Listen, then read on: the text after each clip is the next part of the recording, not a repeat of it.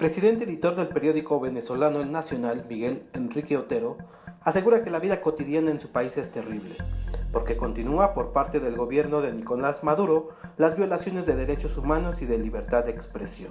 Propietario de uno de los diarios con más tradición de aquel país, relata en entrevista con La Silla Rota la forma en que otros periódicos de Latinoamérica han prestado papel para que esta publicación siga informando y de cómo persiste el acoso a informadores independientes. El periodista, que también enfrenta una denuncia por difamación de parte del presidente de la Asamblea Nacional de Venezuela, Diosdado Cabello, pidió al gobierno mexicano no dejar solo a los venezolanos que no comparten la postura ideológica de Nicolás Maduro, pues sufren de acoso por parte del gobierno chavista. En ese sentido, considera que México ha sido muy discreto y poco claro en su postura respecto a lo que pasa en aquel país, por lo que pide que incremente la presión internacional, pues la mayoría de los venezolanos padecen desabasto en productos básicos, enfrentan una inflación muy elevada y crece constantemente el índice de criminalidad.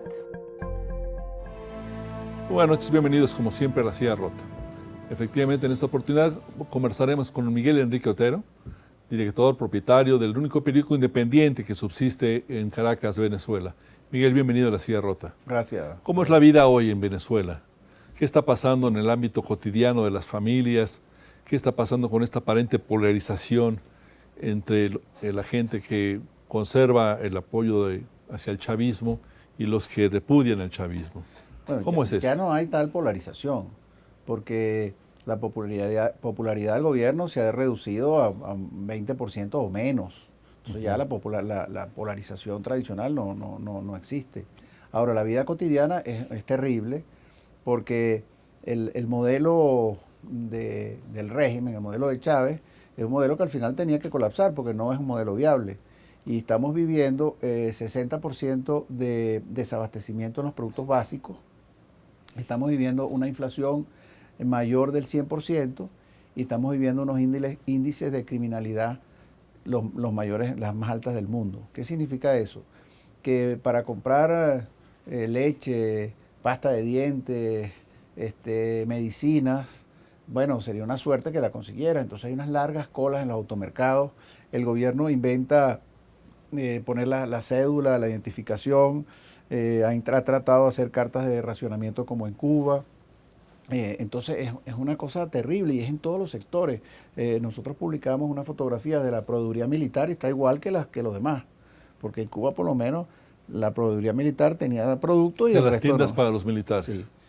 El tema de la inflación es también una cosa que no hay país del mundo que tenga una inflación mayor del 100%. La que más tiene, que nos sigue, tiene 30%. Y nosotros yo creo que vamos a llegar ya a 200% de inflación. Y el tema de la criminalidad es algo terrible porque eso encierra a la gente en sus casas. El nivel de delincuencia es gigantesco y allá no investigan o sea, ha habido 250.000 asesinatos en todos estos años de régimen y si han investigado 10.000 es mucho. ¿Qué está pasando con la vida de los medios de comunicación? ¿Cómo puede un medio como El Nacional desempeñar su tarea cotidianamente? ¿Qué está pasando con los demás periódicos, con la televisión, con la radio, con redes sociales, con internet? ¿Cómo es la vida en materia de libertad de expresión, no solamente para las empresas, sino para los periodistas mismos y para los ciudadanos que quieren expresarse? Bueno, ellos tienen un objetivo estratégico que es la hegemonía comunicacional, que no es sino el modelo cubano en el largo plazo.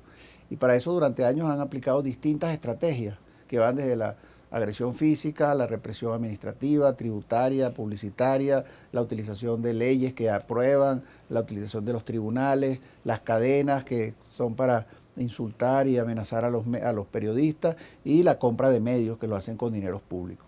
Eso ha reducido... La compra no de espacios publicitarios, sino la compra física de las empresas. De los medios. El periódico El Universal, por ejemplo, que tiene el mismo nombre del Universal de aquí, sí. Ese lo compró el gobierno. El periódico Últimas Noticias lo compró el gobierno. Canales de televisión como Televen los ha ido comprando el gobierno. Entonces, ¿qué sucede allá? Que, por ejemplo, el 40% de la población no tiene acceso sino a medios oficiales. El otro 60% tiene acceso a radio y televisión autocensurada.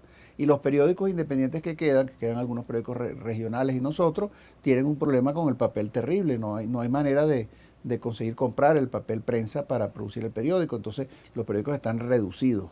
Es una situación que, por ejemplo, en el caso de las elecciones parlamentarias que hay en diciembre, donde los candidatos van a presentar sus programas, sus ideas, si no tienen medios, si todos los medios son, o la mayoría de los medios son oficiales. Tú mismo has tenido problemas muy graves para producir el periódico. Has tenido ejemplos incluso de solidaridad de otros diarios latinoamericanos. ¿Cómo ha funcionado esto? Bueno, ha funcionado, una solución puntual, pero ha sido una solución que ha durado año y medio, donde el Universal, la Nación de Costa Rica, el Tiempo de Bogotá, el Mercurio de Chile, en fin, todos El estos... Universal de México. Sí, el Universal de Sí. México nos han prestado papel y con eso hemos podido sobrevivir, pero no es una solución permanente, es una solución puntual. Y además en unas condiciones, o sea, unas condiciones prácticamente de sobrevivencia, que es donde estamos. Y enfrentas una serie de acusaciones que te han llevado a tomar la decisión de salir del país. Bueno, la utilización de los tribunales en Venezuela, los tribunales no son entes independientes, los jueces dependen del Ejecutivo, son jueces provisorios, nombrados a dedo por el gobierno, entonces ellos obedecen a las instrucciones del gobierno. A nosotros nos hicieron una demanda, Diosdado Cabello, que es el presidente de la Asamblea, porque el diario ABC de España publicó una noticia donde un fiscal federal del estado de Nueva York le había abierto una investigación por narcotráfico. La publicaron un día y al día siguiente la publicamos Diosdado nosotros. Cabello es el presidente del Congreso Nacional, Congreso, digamos, sí. y se entiende que es como el número 2 del régimen chavista, ¿no? Exactamente. Okay. Entonces, ¿Y ustedes reprodujeron esta noticia del país? la reprodujimos y la reprodujeron 80 periódicos del continente. El Universal de México la puso también, o sea, todo el mundo la puso porque es una noticia importante. No era una noticia que acusaba a Diosdado Cabello de narcotraficante, simplemente se informaba que había la investigación, que además fue ratificada por el Departamento de Estado. Entonces, Diosdado Cabello entró en cólera y nos introdujo esta demanda de difamación a nosotros, a La Patilla, que es un portal, y al diario Tal Cual, que es el diario de Teodoro Pekov. Okay. Inmediatamente el juez, sin derecho a la defensa, sin citaciones, sin audiencia preliminar, dictó medidas cautelares. Las medidas cautelares, en la práctica, son equivalentes a una sentencia. Todos los presos políticos que hay en Venezuela, 77 presos políticos, no tienen sentencia, están siendo juzgados y están presos por medidas cautelares. Y el juicio puede durar 10 años. A los 10 años a lo mejor dicen es inocente y pasó 10 años preso. O sea, en Venezuela la manera como... ¿Pero esas medidas cautelares en tu contra suponían tu detención? No, porque para una demanda de difamación no hay detención. Okay. Entonces, como no hay detención, ponen como la pena máxima en el caso de que fuéramos culpables. Y en Venezuela esto sustituye es la manera moderna como un régimen autoritario actúa en relación a lo que hacían las dictaduras bananeras. Las dictaduras bananeras era la total arbitrariedad.